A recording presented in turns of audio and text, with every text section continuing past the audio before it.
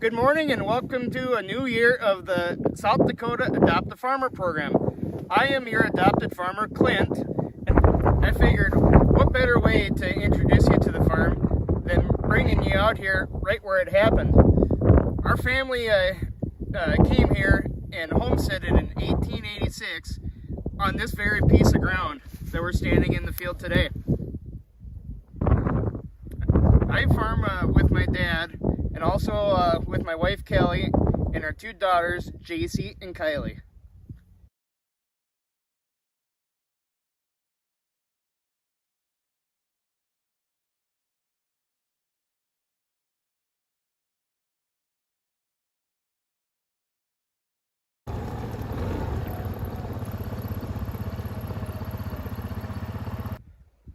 Farming is an all year around job.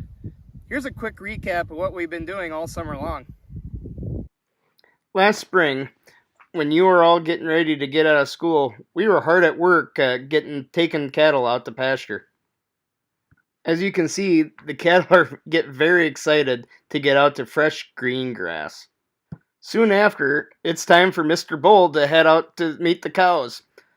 This will start the process for calving this winter. The cows and calves are out in pasture all summer long, eating nice green grass. In the fall, the calves are given a corn supplement to help them grow and support the growing bodies. The corn is fed to them in a creep feeder, which allows the calves to get in, but the mamas can't. This summer it was so hot, they even enjoyed to swim in the water. The cows and calves are rotated back and forth all summer long between different pastures. This allows the grass to recharge so that the pastures do not get overgrazed. We also raise corn and soybeans. We also raise oats for cover crop seed. When you guys were getting ready this fall for going back to school, we were busy chopping silage for the cows. This chopper is so big, it only takes 6 hours to put up enough silage to feed our cows all winter long. After the silage is loaded on the trucks, it is brought to the farm where it is unloaded and packed into a big pile. Pushing it in a pile and packing it pushes out any excess oxygen that may be in. This allows the silage to ferment and so it don't spoil.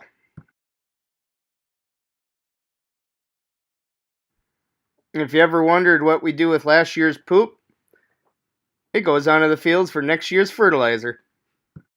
And started selling homegrown beef right from the farm direct to families in our local community and attended lots of farmers markets in our local area. We also put up lots of hay during the summer to be able to feed the cows all winter long. And there are times I even get help with repairs. So as you can see, I'm not in an office or at home or anything. I am out in our combining the last of our soybeans. Other years we've done these videos and there's been a couple where we've had snow on the ground, but thankfully this year we are ahead of schedule considering we're a month late planting. So soybeans produce their grain very low to the ground, so we actually have to cut them very right next to the ground to get it all. So you got to be pretty careful for rocks and other stuff that may be out here. And then we're also dumping on the go. And we just use the grain cart to get the grain from the combine here out in the field up to our truck, which is like, I don't know if you can see it there or not, but it just helps us get harvest done a little quicker by having it. So the beans that we produce in the past used to go to our local elevator. We'd truck them there, and then they would get loaded up on rail where they would go out to the west coast, particularly up in the Seattle area, where they'd be loaded up onto huge ships and trucked or transported across the ocean into, like, say, China and the Philippines and all the Pacific countries over there where they need our soybeans mainly for animal feed, and specifically mainly for hogs and chickens. But now all of our soybeans pretty much stay local, and they go up to the processing plant in Aberdeen, right here in South Dakota, and where they're pressed for their oil, which is used for, like, vegetable oil, but also fuel for some of our vehicles. So it's really changed the area dynamic, having a place for our own crop to be processed locally and everything. Creates more jobs for our economy, a lot more taxes, and just nice to keep everything local. Another thing that is produced by going to a crushed soybean processing plant is you get a lot of what they call soybean meal, and that's what is fed to a lot of poultry and pigs in the area, because we got a large turkey and egg-laying population, and also South Dakota actually has a lot of pigs to feed. So it's great that we can get our feed right here locally and everything to be able to feed the animals. So you can probably tell that I'm combining and I don't have to steer.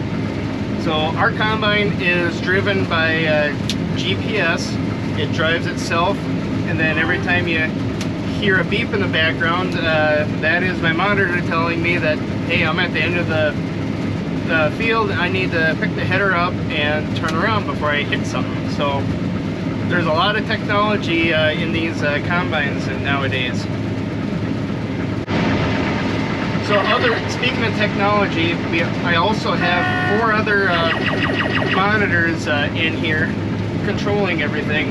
One is just for driving the combine, and the other 2 are for measuring the yield that we're getting, which is how much seed per acre that we're getting, and it's also telling me the moisture, what the crop moisture is, and it also maps it out. So since every lesson is a learning opportunity, what better way to learn than with a pop quiz? So this week's pop quiz is, how many crayons are produced from 1 acre of soybeans?